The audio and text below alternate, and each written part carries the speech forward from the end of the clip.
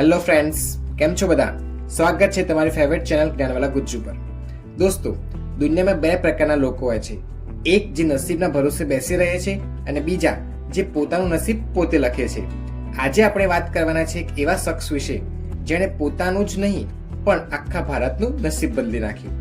He is the man who studied the 18 hours a day, held the 32 degrees and the master in the 9 languages.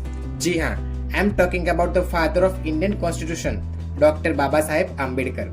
આજે આપણે તેમની લાઈફના એવા fact વિશે જાણીશું જે કદાચ તમે ટેક્સ્ટ બુકમાં નહીં વાંચ્યા હોય. તો ચાલો જાણીએ. મિત્રો, કલ્પના કરો તમને ક્લાસરૂમની અંદર કોઈ બેસવા ના દે, પીવાનું પાણી પણ કોઈ તમને ઉપરથી આપે. It was the hard, right? પણ 14 એપ્રિલ 1891માં જન્મેલા ભીમરાવ આંબેડકર, જેમના પિતાનું નામ રામજી મલોજી સકપાલ અને માતાનું નામ ભીમાબાઈ, જે તેમના 14મા અને છેલ્લા પુત્ર હતા. ભીમરાવ આંબેડકરે બાળપણથી જ જે અન્યાય જોયો હતો તેણે તેમને તોડ્યા નહીં પણ તેમને મજબૂત બનાવ્યા હતા. તેમના પિતા રામજી મલોજી સકપાલ આર્મીમાં હતા, એટલે ભીમરાવે શિસ્ત અને શિક્ષણનો પાયો ઘરેથી જ મળ્યો હતો. પણ સમાજના જે ભેદભાવ હતો એ જોઈને તેમને સમજાઈ ગયું હતું કે education is the only weapon to which can change the world. Now listen to the carefully. Baba Saheb માત્ર ભણવામાં જ હોશિયાર નહોતા. He was a genius person.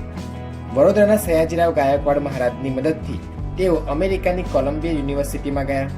વિચારો, એ જમાનામાં વિદેશમાં જઈને ઇકોનોમિક્સ, પોલિટિકલ સાયન્સ અને સોશિયોલોજીમાં માસ્ટર થઈ અને પીએચડી કરવું, એ પણ એક નહીં પણ અનેક વિષયોમાં.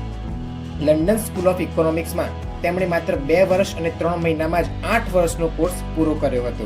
That was the power of focus. તેમના માટે લાઇબ્રેરી જ એક મંદિર હતું. કહેવાય છે કે ન્યુયોર્કની લાઇબ્રેરીમાં તેઓ સૌથી પહેલા આવતા અને સૌથી છેલ્લે જતા. No parties, no waste of time, only books. Bharat પાછા આવ્યા પછી બાબા સાહેબે નક્કી કર્યું, હવે મારે આ સિસ્ટમ બદલવી છે. 1927નો મહાન સત્યાગ્રહ યાદ જ હશે, જ્યાં તેમણે પબ્લિક ટેન્કમાંથી પાણી પીવા માટે આંદોલન કર્યું. It was not just about the water, it was about the human rights. તેમણે કહ્યું હતું, શિક્ષિત બનો, સંગઠિત બનો અને સંઘર્ષ કરો. તેમણે મૂકનાયક અને બહિષ્કૃત ભારત જેવા અખબારો શરૂ કર્યા, જેથી જેનો અવાજ કોઈ નથી સાંભળતું તે તેમનો અવાજ બની શકે. જ્યારે ભારત આઝાદ થયું ત્યારે સૌથી મોટો પડકાર એ હતો કે એક એવું બંધારણ બનાવવું જે કરોડો લોકોને જોડી રાખે. અને આ જવાબદારી કોને મળી? ઓફકોર્સ ડોક્ટર બાબા સાહેબ આંબેડકરની. ડ્રાફ્ટિંગ કમિટીના ચેરમેન તરીકે તેમણે 60થી વધુ દેશોના બંધારણનો અભ્યાસ કર્યો, જેમાં તેમણે સ્ત્રીઓના અધિકાર હોય કે મજૂરનો હક, રિઝર્વ બેંક ઓફ ઇન્ડિયાની સ્થાપના પાછળના વિચારો હોય કે હિન્દુ કોડ બિલ, બાબા સાહેબે ભારતને એક મોડર્ન અને ઇક્વલ નેશન બનાવવા માટે કોઈ જ કસર છોડી નહીં. He was not just leader of the community, he was the leader of the nation.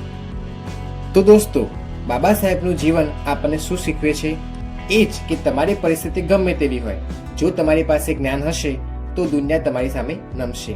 1990માં તેમને મરણોત્તર ભારત રત્નથી નવાજવામાં આવ્યા હતા, પણ તેમનું અસલી એવોર્ડ તો એ છે કે આજે પણ તેઓ કરોડો લોકોના દિલમાં છે. તમને બાબા સાહેબની કઈ વાત સૌથી વધુ ગમી? કોમેન્ટમાં જરૂરથી જણાવજો. અને જો આ વિડીયો ગમ્યો હોય તો લાઈક કરજો, તમારા મિત્રો સાથે શેર કરજો, અને હા, સબસ્ક્રાઇબ કરવાનું ભૂલતા નહીં.